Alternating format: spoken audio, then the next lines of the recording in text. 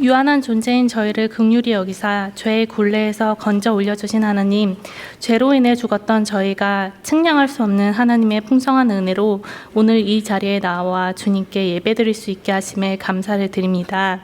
어떠한 상황 속에서도 변함없는 사랑과 격려로 우리의 든든한 아군 되시며 친구 되시며 길잡이가 되어주시는 하나님께 온 마음을 다하여 경배와 찬양을 드립니다. 주님께서 주신 자유를 감당하지 못해 주님의 뜻을 이루는 통로가 되기는커녕 주님의 성전 되기를 포기하고 무기력에 사로잡혔으며 같은 죄를 반복하며 하나님의 통로 되기를 거부했음을 고백합니다. 순종하는 듯 했지만 진정으로 회개하고 바라지 않았기에 우리의 삶이 변하지 않았음을 고백합니다. 작은 문제에서는 하나님을 찾았지만 문제가 크면 클수록 하나님을 외면했음을 고백합니다. 두려움, 절망, 분주함에 사로잡혀 주님을 찾지 못했다고 핑계를 대지만 사실은 교만하였고 태만하여 주님을 찾지 않았음을 고백하고 회개합니다. 저희 죄를 용서하여 주시옵소서. 6월 3일은 대한민국 대통령 선거일입니다. 국내외로 어려운 상황에서 맞이하는 선거인 만큼 그 어느 때보다 하나님의 지혜를 간구합니다.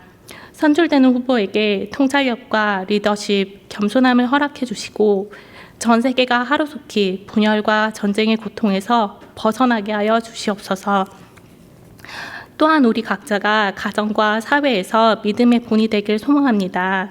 잡힌 바 된 그것을 잡으려고 달려가는 저희에게 강건한 믿음을 허락해 주시고 넘치는 사랑도 허락해 주셔서 우리를 통해 주님의 사랑이 흘러가게 하옵소서.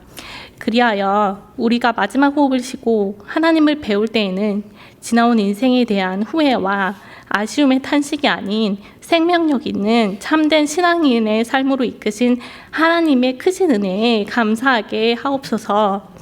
예배를 준비한 모든 손길에 복을 더하여 주옵시고 주님의 말씀을 전하실 정한조 목사님께도 성령님께서 역사하여 주시옵소서.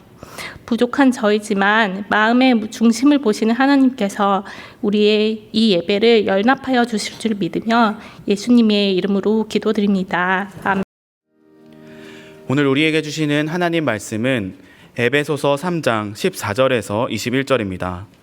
신약 성경 313쪽입니다. 이러므로 내가 하늘과 땅에 있는 각 족속에게 이름을 주신 아버지 앞에 무릎을 꿇고 비노니 그의 영광의 풍성함을 따라 그의 성령으로 말미암아 너희 속사람을 능력으로 강건하게 하시오며 믿음으로 말미암아 그리스도께서 너희 마음에 계시게 하시옵고 너희가 사랑 가운데서 뿌리가 박히고 터가 굳어져서 능히 모든 성도와 함께 지식에 넘치는 그리스도의 사랑을 알고 그 너비와 길이와 높이와 깊이가 어떠함을 깨달아 하나님의 모든 충만하신 것으로 너희에게 충만하게 하시기를 구하노라. 우리 가운데서 역사하시는 능력대로 우리가 구하거나 생각하는 모든 것에 더 넘치도록 능히 하실 이에게 교회 안에서와 그리스도 예수 안에서 영광이 대대로 영원 무궁하기를 원하노라. 아멘. 아멘. 지난 2월에 제주 앞바다에서 바닷속 400~500m에서 서식하고 전설의 물고기라고 불리는 대형 돛돔이 잡혔습니다. 참 돔을 낚시하던 사람들의 낚싯대에 걸린 것입니다. 그 돛돔은 몸 길이가 183cm이고 무게가 140kg이나 되었습니다. 그 돛돔을 수면으로 끌어올리는 데만 1시간이 걸렸고 뜰채로 건질 수 있는 크기가 아니다 보니 주변에 있던 다른 낚시 어선의 도움을 받아 갈고리로 간신히 배 위로 올렸다고 합니다.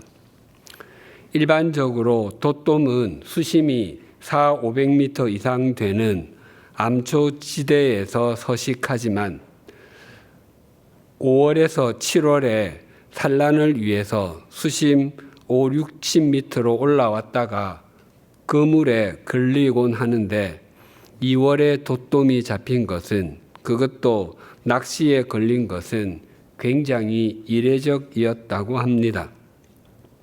물론 돛돔은 최고의 횟감으로 평가받고 있습니다. 또또미 수심 400-500m 이상 되는 곳에서 서식하지만 그곳이 바다 중 가장 깊은 곳은 결코 아닙니다.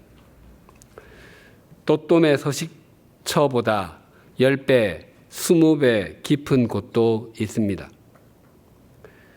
세계에서 가장 높은 산은 히말라야 산맥의 최고봉인 8,848m의 에베레스트이지만 세계에서 가장 깊은 곳은 일본의 동남쪽, 필리핀의 동쪽에 위치한 약 11,000m의 마리아나 해구입니다.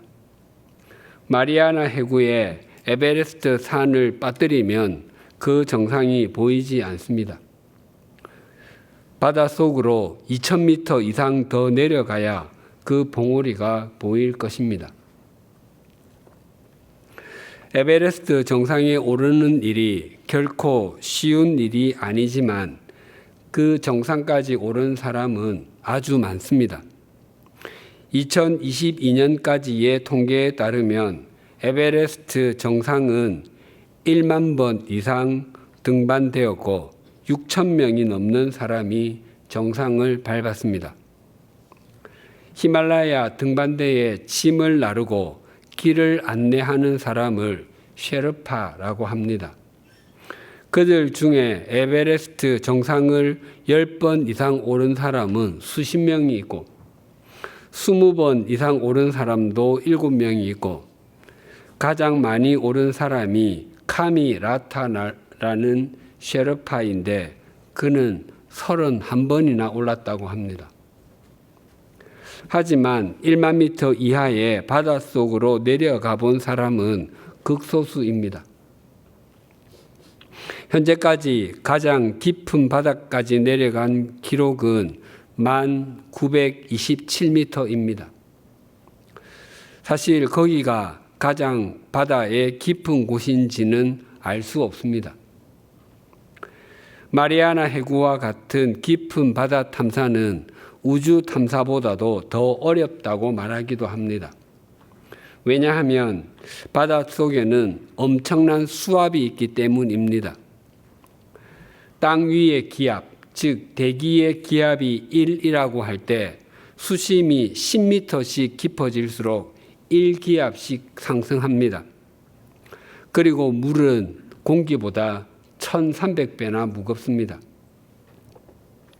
우리가 맨몸으로 수심 200m 속으로 내려간다고 하면 그 수압은 마치 우리 엄지손톱 위에 승용차를 올려놓은 것과 같다고 합니다. 그만큼 수압이 높습니다. 또한 바닷속은 100m 정도 내려가면 어느 정도 보이지만 내려갈수록 점점 어두워져서 250m에서 보이는 것은 모두 검은색인 암흑천지가 됩니다.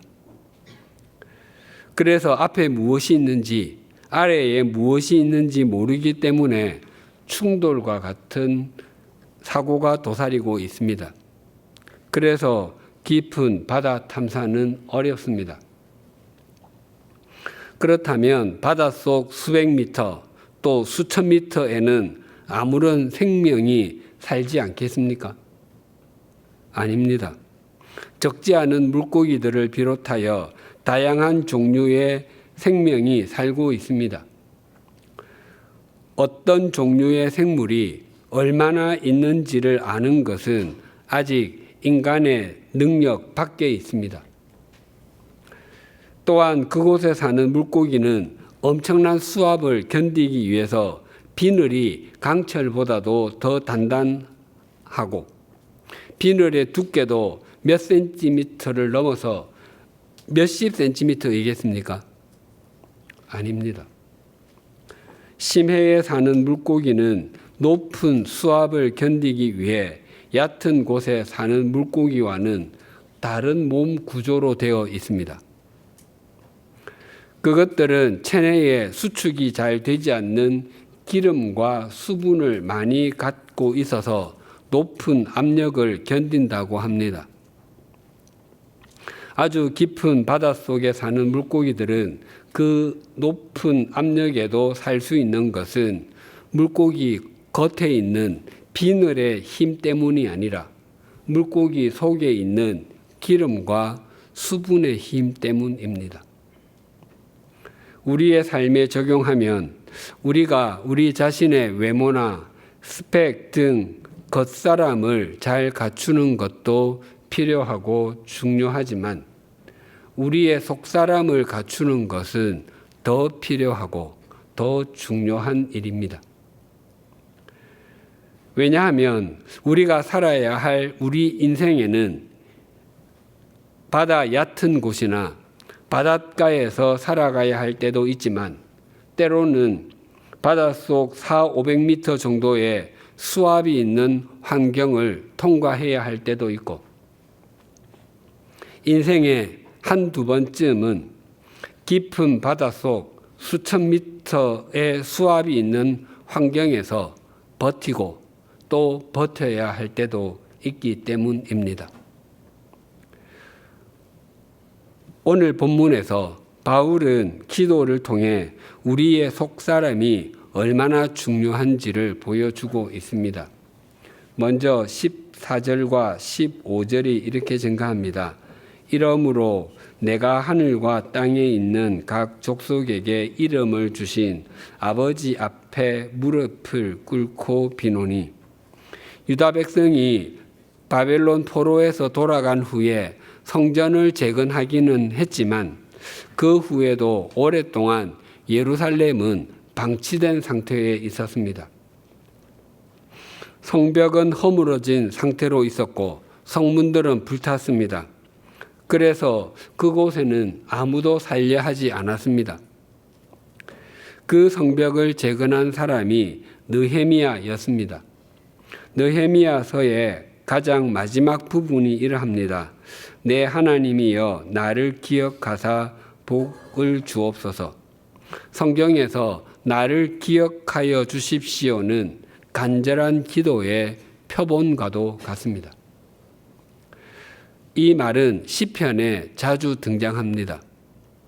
또한 예수님과 함께 십자가에 함께 달렸던 두 강도 중에 하나가 마지막에 예수님께 이렇게 고백했습니다.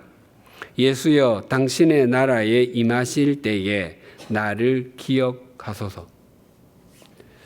간절한 기도의 말이 나를 기억하여 주십시오라고 한다면 간절한 기도의 태도는 무릎 꿇음입니다. 성전을 완공하고 봉헌식을 할 때 솔로몬 왕이 무릎을 꿇었고 갈멜산 산상에서 어느 신이 하나님이신가로 바알 선지자 450명과 대결을 벌였던 엘리야 선지자가 그러하였습니다. 또한 예수님께서도 십자가 지심을 앞두고 이런 자세로 기도하셨습니다. 누가복음 22장 41절입니다. 그들을 떠나 돌 던질 만큼 가서 무릎을 꿇고 기도하여.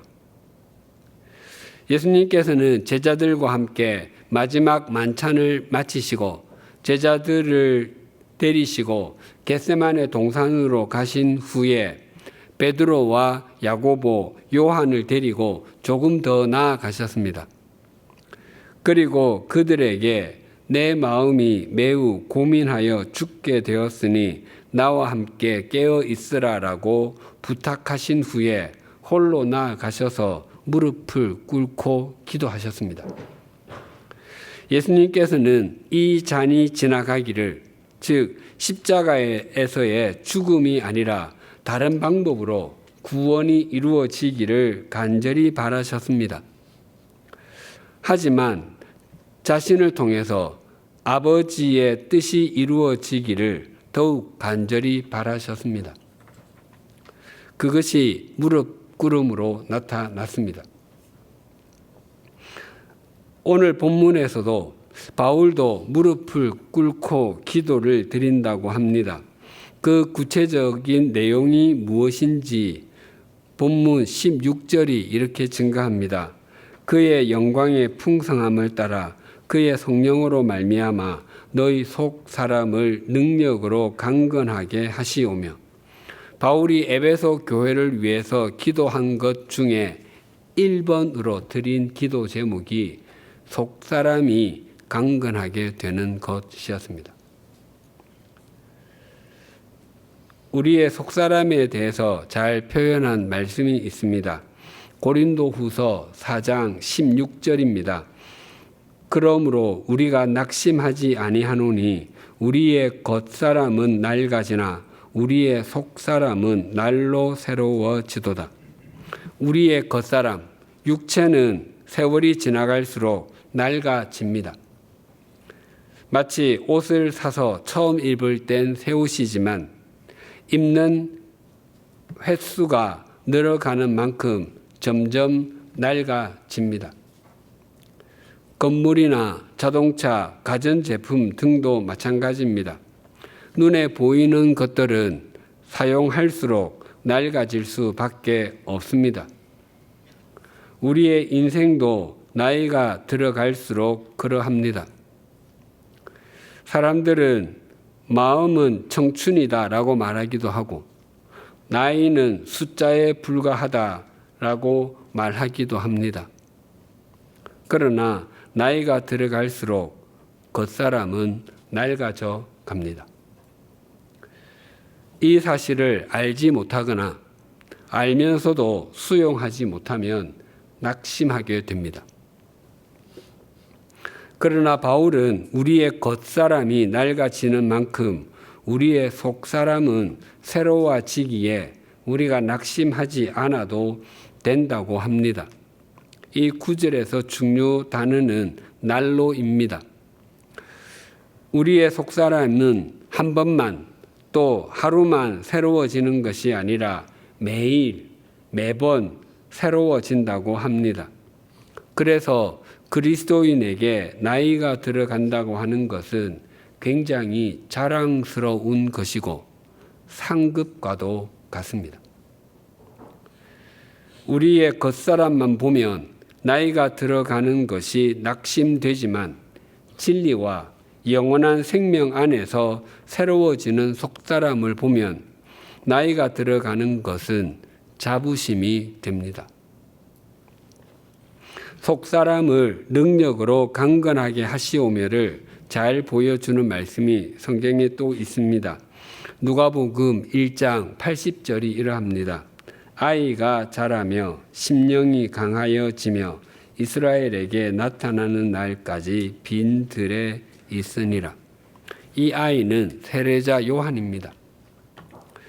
요한의 부모 사가랴와 엘리사벳은 제사장 부부였고 하나님 앞에서 경건하였지만 아기를 갖지 못했습니다. 하나님께서는 가브리엘 천사를 통해서 아기를 갖게 될 것이라고 말씀해 주셨고 그 이름을 요한이라 하라라고 장명까지 해 주셨습니다. 하지만 사가랴는 제사장이었음에도 천사의 예언을 잘 믿지 못해서 9개월 동안 말문이 닫히고 말았습니다. 마침내 요한이 태어난 후에 사가랴는 말문이 터졌고 하나님을 향해 찬송을 올려드렸습니다. 성경은 예수님께서 오시는 길을 준비한 요한의 출생에 대해서 상당히 길게 말씀합니다. 그렇다면 그가 성장하여 본격적으로 사역을 시작하기까지의 과정은 훨씬 더 길게 최소한 성경 몇 장은 할애해서 설명해야 할 것 같습니다. 그런데 성경은 요한의 유아기로부터 공식적으로 사역을 시작하기까지의 30년을 단 한 절로 요약하고 있습니다. 짧아도 너무 짧은 듯이 보입니다. 하지만 이 표현보다 요한의 30년을 더 적절하게 보여주는 좋은 말을 찾기가 어렵습니다. 이 한 절은 요한이 30년 동안 어떻게 살았는지를 아주 또렷하게 보여줍니다. 요한의 심령, 즉 속 사람이 30세까지 그가 예수 그리스도께서 오시는 길을 준비하는 사역을 본격적으로 시작할 때까지 자랐습니다.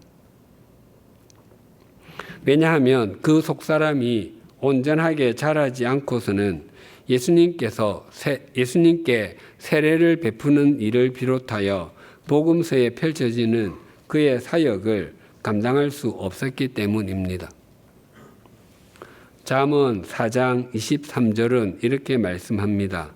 모든 지킬 만한 것 중에 더욱 내 마음을 지키라. 생명의 근원이 이에서 남이니라.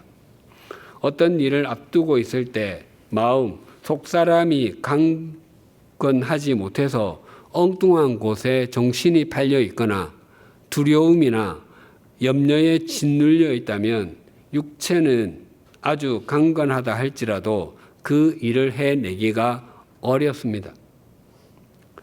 육체의 건강이 몹시 중요하기는 하지만 만약 마음이 건강하지 못하다면 육체의 건강은 오히려 자신과 다른 사람을 해치는 흉기가 될 수 있습니다.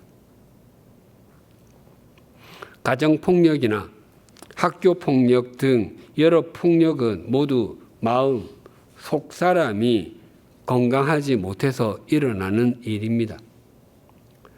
그래서 우리는 우리의 속사람의 상태를 늘 유념해야 합니다. 무하마드 알리와 더불어 복싱계의 아이콘 중에 한 명은 마이크 타이슨일 것입니다.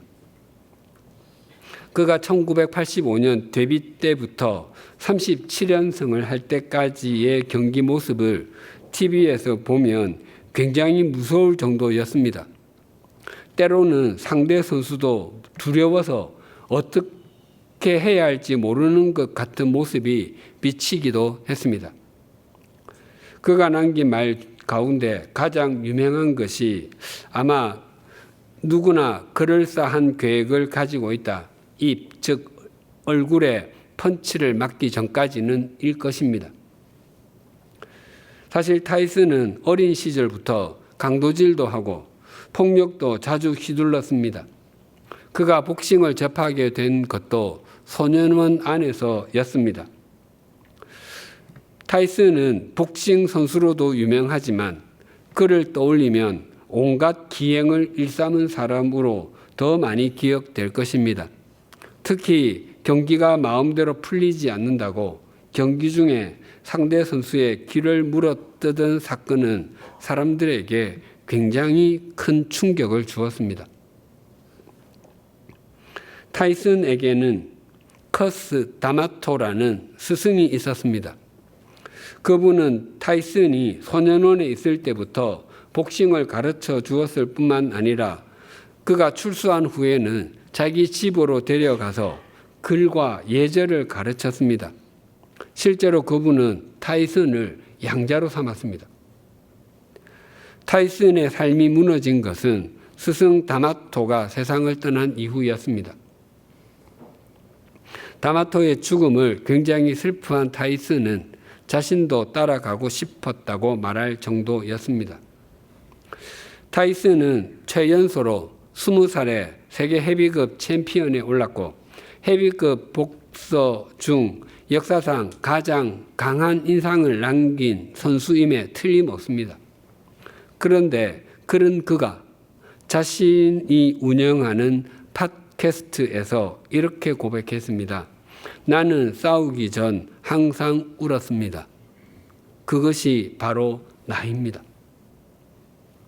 타이슨은 전 세계에서 그 누구에게도 뒤지지 않을 겉사람을 가졌습니다. 그래서 나는 누구와도 경기해도 이길 수 있습니다. 나는 그 누구보다도 강합니다. 나는 아기 때 빼고는 울어본 적이 한 번도 없습니다라고 말해야 할 것 같습니다. 그러나 그는 나는 싸우기 전에 항상 울었습니다. 그것이 바로 나입니다라고 말했습니다. 그것은 그의 속사람이 강건하지 못했기 때문입니다. 그것은 타이슨뿐만 아니라 우리 모두도 동일합니다. 속사람이 강하지 못하면 겉사람이 아무리 강해도 또 아무리 많은 것을 갖고 있고 아무리 높은 자리에 앉아 있어도 그 인생은 무너지기 쉽습니다. 본문 16절을 다시 봉독하겠습니다. 그의 영광의 풍성함을 따라 그의 성령으로 말미암아 너희 속 사람을 능력으로 강건하게 하시오며. 바울이 로마의 감옥에서 무릎을 꿇고 에베소 교회를 위해서 기도를 드리면서 왜 가장 먼저 성령님께서 에베소 교회 사람들의 속사람이 강건하게 해 주시기를 구했겠습니까? 속사람이 강건하지 못하면 구원받지 못하기 때문이었겠습니까? 아니면 속사람이 강건하면 하나님께서 주시는 것, 즉 영적인 것들은 물론 세속적인 것들을 더 많이 받을 수 있기 때문이었겠습니까? 우리의 속사람이 강건해야 하는 이유를 세 가지 생각해 보겠습니다. 첫째로 우리의 속사람이 강건해야 하는 이유는 그리스도인들은 모두 속사람이 연약한 상태, 즉 영적인 아이로 출발하기 때문입니다. 세상에 있는 모든 어른은 처음엔 모두 갓난아기였습니다. 갓난아기의 상태가 아닌 어른으로 태어난 사람은 아무도 없습니다. 세상에서 석학이라고 불리며 다른 사람이 범접할 수 없는 지식을 갖고 있을지라도 그가 처음부터 석학이었던 사람은 아무도 없습니다. 그 역시 갓난아기에서부터 그런 알매 자리까지 성장하고 성숙해 갔기 때문입니다. 모든 아기는 다 귀엽습니다. 심지어 호랑이나 사자와 같은 맹수도 갓 태어났을 때는 귀엽습니다. 그러나 아기가 태어나서 자라지 않으면 평생 다른 사람으로부터 도움을 받아야만 합니다. 아기는 스스로 할 수 있는 것이 아무것도 없기 때문입니다. 잘 자라날수록 자신의 삶을 잘 꾸려갈 수 있을 뿐만 아니라 다른 사람을 잘 섬길 수 있습니다. 갓난아기에서 자라난다는 것은 영적으로도 동일합니다. 고린도전서 3장 1절과 2절입니다. 형제들아, 내가 신령한 자들을 대함과 같이 너희에게 말할 수 없어서 육신에 속한 자 곧 그리스도 안에서 어린 아이들을 대함과 같이 하노라. 내가 너희를 젖으로 먹이고 밥으로 아니하였노니 이는 너희가 감당하지 못하였음이거니와 지금도 못하리라. 고린도 교회에 하나님께서 내려주신 은사는 다른 교회들에게 주신 것보다 훨씬 더 많았습니다. 그럼에도 그들의 신앙은 어린 아이와 같았습니다.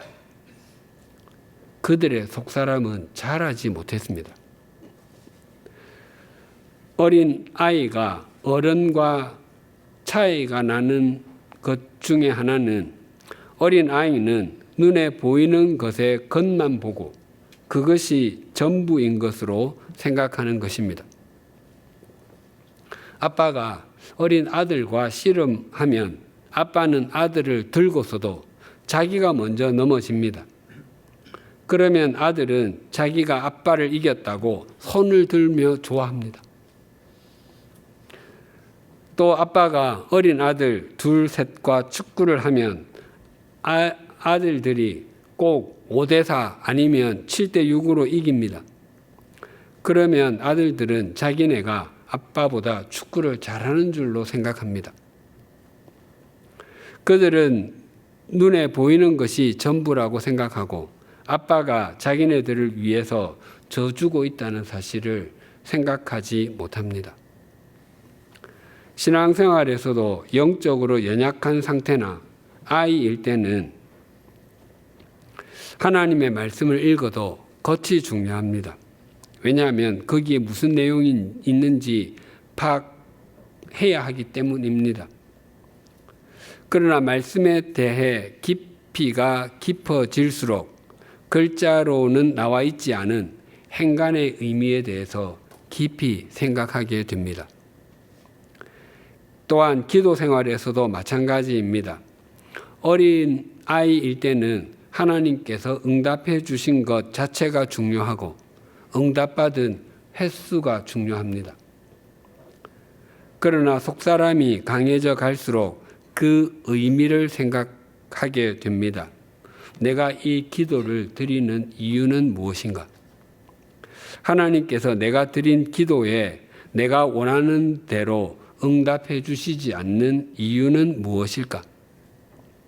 하나님께서 내가 드린 기도에 그대로 응답해 주신 것은 나로 하여금 어떤 삶을 살라고 말씀하시는 것인가 등의 생각을 하게 됩니다. 둘째로 우리의 속사람이 강건해야 하는 이유는 마귀가 우리를 넘어뜨리려고 하기 때문입니다. 우리가 인지하든 인지하지 못하든 우리는 영적인 싸움을 싸워야 하는 존재입니다. 마귀가 가진 최대의 전략은 자신의 존재를 숨기는 것이라고 합니다. 베드로전서 5장 8절과 9절 상반절이 이러합니다. 근신하라 깨어라 너희 대적 마귀가 우는 사자같이 두루 다니며 삼킬 자를 찾나니 너희는 믿음을 굳게 하여 그를 대적하라. 마귀는 우리를 늘 대적하고 있습니다. 그것이 사실이 아니라면 우리의 속사람이 강건해질 필요가 없을 것입니다. 마귀의 공격 목표는 우리의 겉사람이 아니라 우리의 속사람입니다. 우리의 속사람을 무너뜨리기 위해서 우리로 하여금 욕망에 탐닉하도록 하여 인생을 낭비하도록 만들기도 하고 재물을 움켜쥐는 데만 목적을 두게 함으로 인생을 세속적 가치관에 물들게도 하며 권력에 눈이 멀게 하여서 가장 높은 분이신 주님을 잊어버리게 만들기도 합니다. 마지막 셋째로 우리의 속사람이 강건해야 하는 이유는 속사람이 강건해질수록 더 좋은 하나님의 역사의 통로가 되기 때문입니다. 하나님께서는 이 세상을 당신의 경륜대로 인도해 가시는데 대부분 사람을 통해서 역사하십니다. 그 역사에 유용한 그리고 신실한 통로가 되는 사람은 속사람이 강건한 사람입니다. 히브리서 5장 14절이 이러합니다. 단단한 음식은 장성한 자의 것이니 그들은 지각을 사용함으로 연단을 받아 선악을 분별하는 자들이니라. 갓난아기는 일정 기간 젖이나 분유만 먹습니다. 그리고 조금 자란 후에는 이유식을 먹고 많이 자란 후에는 밥을 먹습니다. 그처럼 우리 속사람도 자라가는 것이 마땅합니다. 세상 사람들은 대부분 자신들의 속사람이 아닌 겉사람을 강해 보이려고 하고 화려하게 보이려고 하는데 전력을 다합니다. 그래서 더 많은 물질을 소유하려고 하고 더 많은 지식을 습득하려고 하며 더 크고 높은 의자에 앉기 위해서 아침부터 밤까지 동분서주합니다. 그러나 자신의 속사람을 강건하게 해야 한다는 사실은 잘 의식하지도 못합니다. 오늘날 대한민국은 과거에 비해서 경제적으로 눈부시게 발전했습니다. 이따금 제가 초등학교에 들어가기도 전 제가 살았던 집의 한 부분이 떠오르곤 하는데 그것은 방 벽을 뚫고서 형광등을 양쪽 방으로 나오게 한 모습입니다. 형광등 한 개로 두 방에 불을 켜기 위해서 벽을 뚫은 것입니다. 지금에는 있을 수도 없는 일입니다. 당시 제가 사는 집만 그랬던 것이 아니라 많은 집에서 그랬습니다. 대한민국은 세계 각국으로부터 무상 원조를 받던 나라가 공여국이 된 유일한 나라라고 합니다. 물론 여전히 생활고에 시달리는 사람들도 많지만 외적인 부분은 급격하게 자랐습니다. 그러나 오늘날 대한민국의 속은 부실하기 짝이 없습니다. 신문에 오르내리는 정치, 경제, 사회, 문화, 교육, 국방 등의 문제의 태반은 속이 부실해서 일어나는 일입니다. 또한 올해는 선교사 아펜젤로 부부와 언더우드 선교사가 제물포항에 발을 디딘 지 꼭 140주년이 되는 해입니다. 선교 140년 만에 대한민국 교회가 이룬 것과 같이 이룬 나라가 없습니다. 신앙의 외적인 부분은 급격하게 자랐습니다. 그러나 대한민국 교회의 속사람은 허약하기 짝이 없습니다. 속사람이 강건하지 못하면 겉사람이 아무리 강해 보이고 또 아무리 화려하게 보일지라도 마귀의 관계를 이기지 못하고 세속적 가치관이라는 수압을 견디지 못합니다. 우리 모두 그리스도 예수께 잡힌 바 된 그것을 잡으려고 달려가기 위해서 또 우리의 속사람이 강건해지기 위해서 우리 각자의 무릎을 꿇리십시다. 우리가 무릎을 꿇리고 속사람이 강건해질 때 하늘과 땅에 있는 각 족속에게 이름을 주신 하나님 아버지를 만나고 그 하나님의 통로로 살아갈 수 있습니다. 또한 우리가 무릎을 꿇리고 속사람이 강건해질 때만 세속적 가치관에 굴하지 않을 수 있고 맛이 없고 썩어가는 세상의 소금이 될 수 있으며 어두움을 걷어내는 세상의 빛이 될 수 있습니다. 그 무엇보다도 우리가 무릎을 꿇리고 속사람이 강건해질 때 유한한 우리의 삶이 영원한 가치로 승화될 수 있습니다. 기도하시겠습니다. 하나님 아버지, 우리는 하나님께서 하늘과 땅에 있는 각 족속에게 이름을 주신 아버지이심을 믿습니다. 또한 사도 바울이 자신은 비록 로마의 옥에 갇혀 있지만 그곳에서도 에베소 교회를 위해서 그들의 속사람이 강건하여 지도록 무릎을 꿇고 기도를 드리는 모습에 감동도 받습니다. 그러나 우리는 하나님 아버지께 무릎을 잘 꿇리지 않는 존재인 것을 고백합니다. 그래서 예배당 안에서는 그리스도인으로 보이려고 하지만 가정에서, 일터에서, 학교에서는 세속적 가치관을 따라서 살 때가 적지 않았음을 고백합니다. 이제 다시 한번 우리의 마음을 가다듬고 우리의 시선을 주님께 집중합니다. 우리 모두가 속사람이 연약한 어린 아이로 출발했고 마귀가 우리를 넘어뜨리기 위해서 관계를 꾸미고 있으며 우리의 속사람이 강건해져야 주님의 신실한 통로로 살아갈 수 있다는 것을 잊지 않게 하여 주시옵소서. 또한 우리의 인생이 얕은 바다나 바닷가에서 살아가는 것처럼 여겨질 때도 있지만 때로는 도톰이 사는 깊은 바다에서처럼 크고 작은 눌림과 부담을 안고 살 때도 있습니다. 또 때로는 수천 미터 바닷속에서 버티며 살아내어야 하는 때도 있습니다. 그 모든 과정을 잘 이기기 위해서 우리의 속사람이 강건하게 하여 주시옵소서.